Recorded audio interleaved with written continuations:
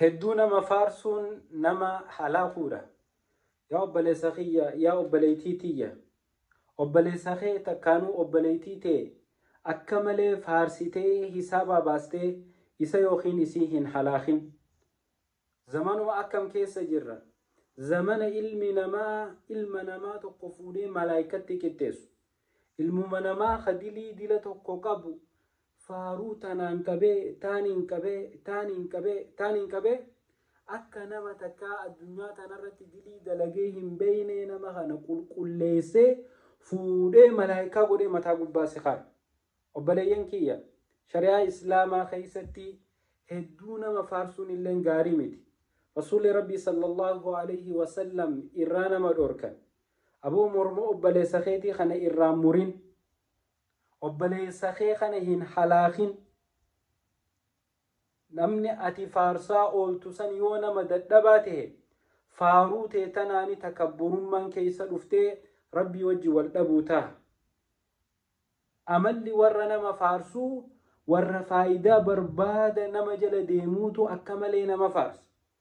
nama kana xiqquma yoo guyyaa tokko biraa faxare fuudhee malaayikatti qixxeesse ilma namaati wal gargaaruun wal bira dhaabbachuun tola walitti ooluun جزاك الله أتنا مقاري نمت أبلي سخي ويخا أكنا أرجع أكنا ماري أكنا كبسا أكنا جتي أبلي سخي خنا فوتي هنا حلاخين أبلي ينكي خيسافو يا وردين برتني جرتن جزينا مفارسيتن تيكم كيهاسو متهاتات بودا نمني نتفارسي نخون يوغو ياتوكو دوغونغورا خيسا سين أكا أبلي سخي خنا اتقرب سيتو ست ulfaachuu ta'a. gaafa nama arrabsitus hisaaba ala naman arrabsin, gaafa nama faarsitus hisaaba ala naman faarsin. obboleessa kiyya boru waan jettuu dhabuu teessa. rasuulli rabbii sallallahu alayhi wasallam hedduu nan faarsinaa jedhe.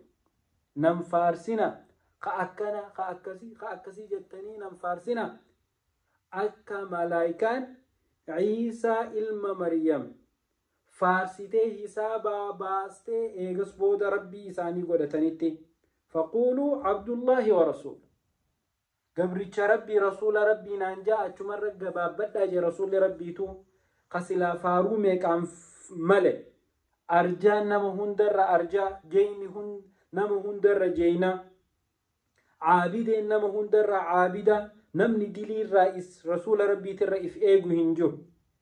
inninuu nan faarsinaa faaruun irraati keessa gabricha rabbii rasuula rabbii qofa naan jaaje. maali wanti ganamaa galgala feesbuukaa fi sooshaal miidiyaa kanarratti ilmuma namaa tokko fuudhanii xiqqoo malee rabbitti qixxeessuu deemaniif? obboleeyyan kiyya amalli akkanaa kun fokkotaadha. amala akkanaa kana dhiisa. keessaafuu darasaan teenya darasaan rabbii sodaadha. gaafa nama tokko faarsitan qiyaasumatti gahe gariin nama faarsee hisaabaa nama baasee nama waa irraa kajeelu hedduu faarsa.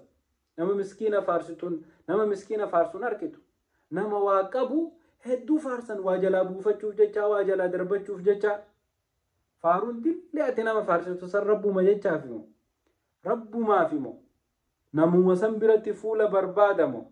obboleessa kiyya ikhlaasa qabaat. wallaahi ni ga'e obboleessa keessan hin halaaqin.